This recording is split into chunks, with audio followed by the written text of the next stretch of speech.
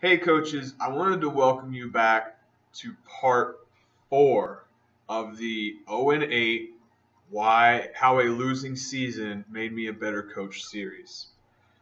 This is going to be the last part of this series. I will always be, until I have a new season under my belt, I will probably continue to go back and talk about this season a lot. So if you aren't familiar with the 0-8 series, go back and watch the other videos because I'm going to be talking about it a lot and be referring to it a lot.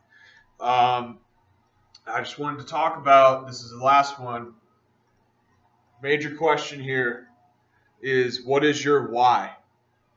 Why do you do what you do? Why are you doing this? Why do you continue to put yourself through uncomfortable situations? Why do you continue to put yourself through the grind?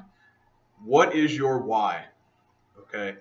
Now, the reason I got into coaching was because I love the game. And I'm going to be totally honest and upfront.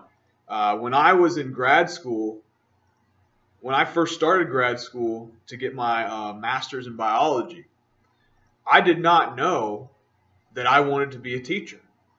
I didn't know that's what I wanted to do. I honestly had no idea what I wanted to do. That was one of the reasons why I was getting a master's degree and going to grad school. I didn't know yet. I didn't have a plan yet.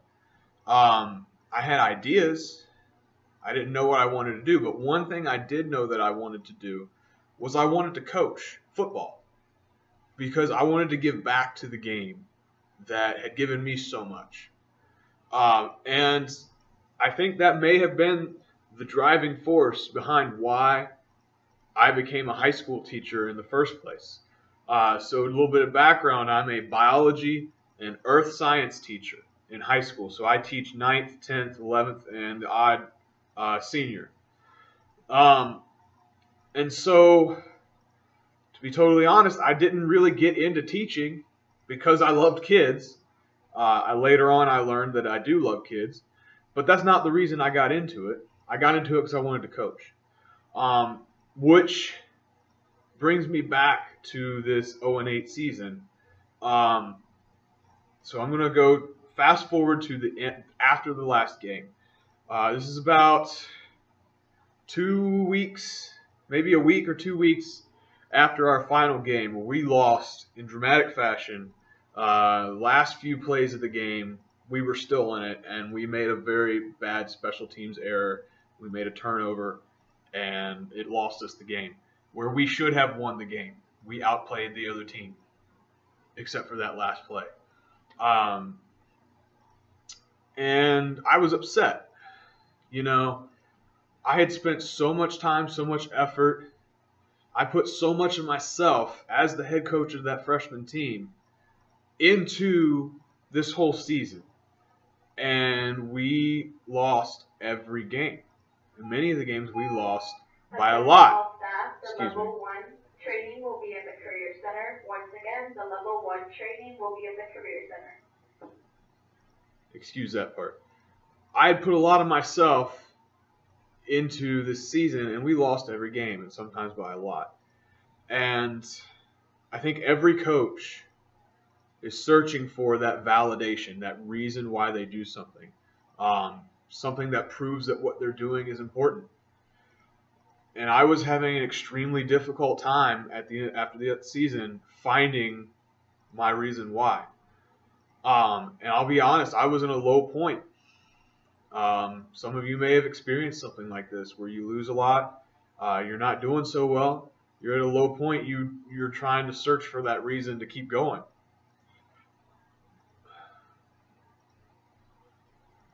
So I was at that point where I seriously considered never coaching again, because I felt I had put myself into this so much and I got nothing out of it.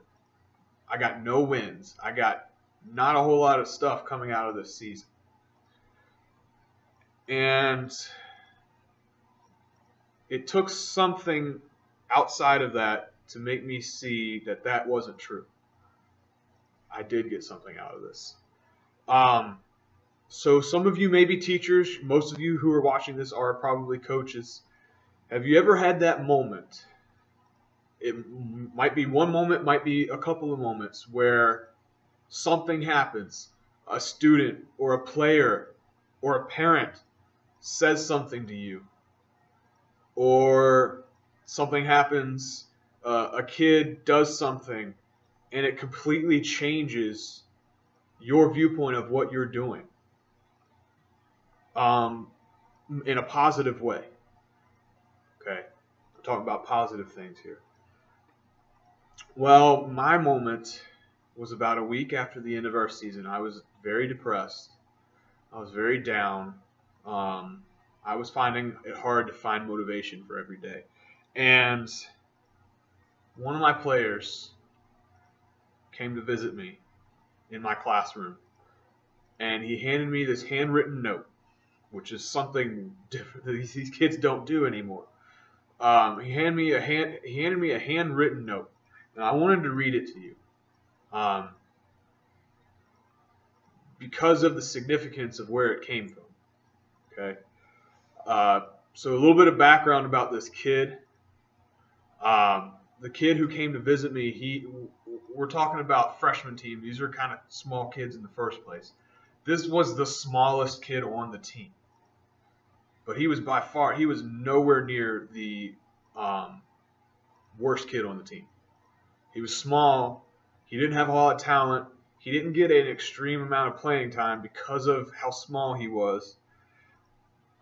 But damn it if he didn't give me the biggest effort. And he always had a smile on his face. He always had a positive thought. Always had something nice to say to somebody. And I really wish every kid was like this. But we get lucky if we get a few. Okay, so I'm going to read this to you. I took out a few parts because they were personal to the kid, and I didn't want to expose the kids in any way. It says, "Dear Coach Sheffer, as you may know, this season was my first. I still remember the first game like it was yesterday. It took me a while to realize that I was of no relevance to the team. I was no," insert the best player's name here. "Even though," another player, "switched to receiver, I felt like he made more of a difference than I did all season. I spent a lot of time thinking this offseason. I asked, is this the end? I love football too much to quit. It is like my way to get away from the real world. Next year will not be the same. I made a promise to myself, my teammates, and to you, Coach, and I intend to keep it. I want to commit and be a part of something bigger than myself. Thank you, Coach." Signed, the player.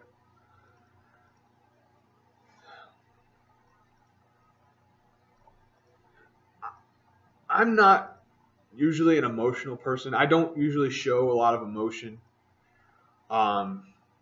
It takes something that I'm extremely passionate about to usually get me excited. And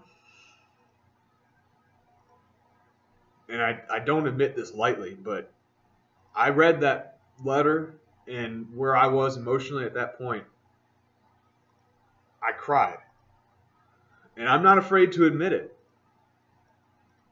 Okay, I'm man enough to admit that I cried. And that letter, I still have it. It's in my wallet. I keep it with me.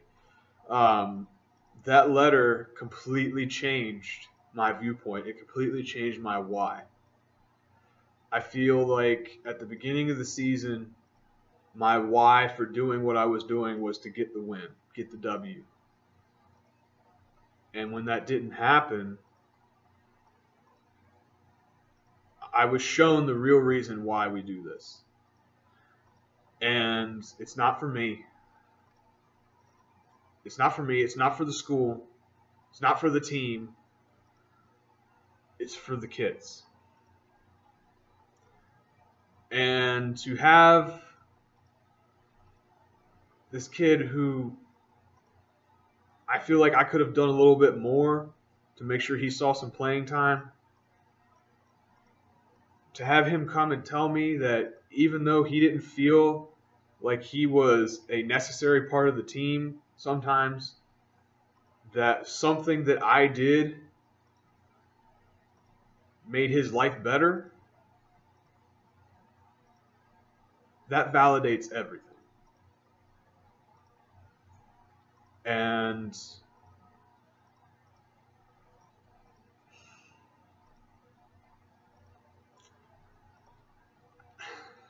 I don't know what else to say.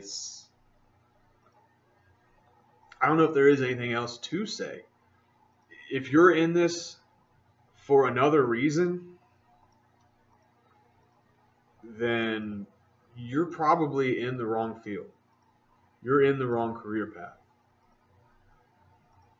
Because success doesn't come to everyone. And how you handle that, some people don't handle it very well.